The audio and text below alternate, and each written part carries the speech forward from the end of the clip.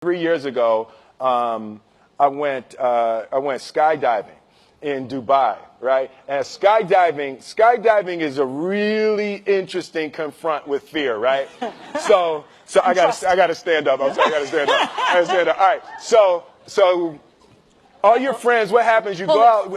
Oh, sorry. I dropped my thing. So what happens is you go out the night before and you take a drink with your friends, and somebody says, "Yeah, we should go skydiving tomorrow." And you go, "Yeah, we'll go skydiving tomorrow." "Yeah, yeah." And you go, "Yeah." And everybody goes, "Yeah." Right? And you go home you by yourself. You're like, Right? You're like, well, I mean, they was drunk too. Right? So maybe they not, maybe, I mean, we don't have to go. We don't have to do it. So then that night you're laying in your bed and you just keep, and you're terrified. You keep imagining over and over again jumping out of an airplane, and you can't figure out why you would do that, right? And you're laying there and you have the worst night's sleep of your life, but you still have the hope that your friends were drunk, right? So you wake up the next day and you go, down and you say where you were going to meet and everybody's there. You're like, oh, shit. All right, cool. Right? So you get in the van and you don't know that your friends had the same night that you had because they're pretending like they didn't. They're like, "Yeah, man, my uncle's a Navy SEAL and, this is going to be great. I've been looking forward to this." And you're like, oh, my God. And your stomach is terrible. You can't eat and everything, but you don't want to be the only punk who doesn't jump out of this airplane.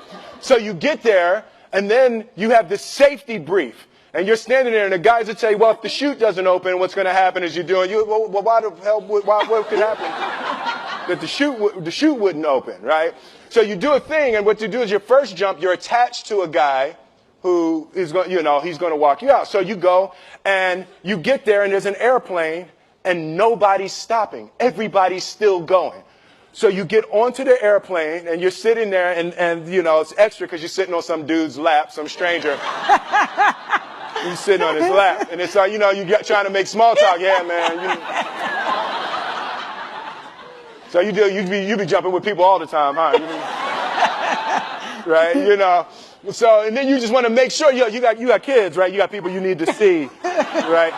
You just want to make sure he's serious, right? So you get in there. So everything's normal. So you fly and you go up to 14,000 feet, and you notice there's a light. It's red. And it's yellow and green, right? So right now the light's red. So then you start thinking at some point the light's going to go green, but you don't know what's going to happen, right? And you wait and it goes yellow and the light goes green and somebody opens the door. And in that moment you realize you've never been in a freaking airplane with the door open. Right?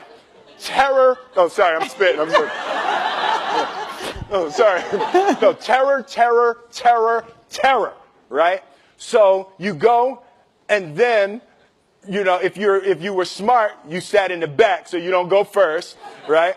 And then people start going out of the airplane. And you go, and the guy walks you up to the end of the thing, and you're standing, and your toes are on the edge, and you're looking out down to death. And they say, "On 3." And they say, 1, 2, and he pushes you on 2 because people grab on 3, right? Right? And you go,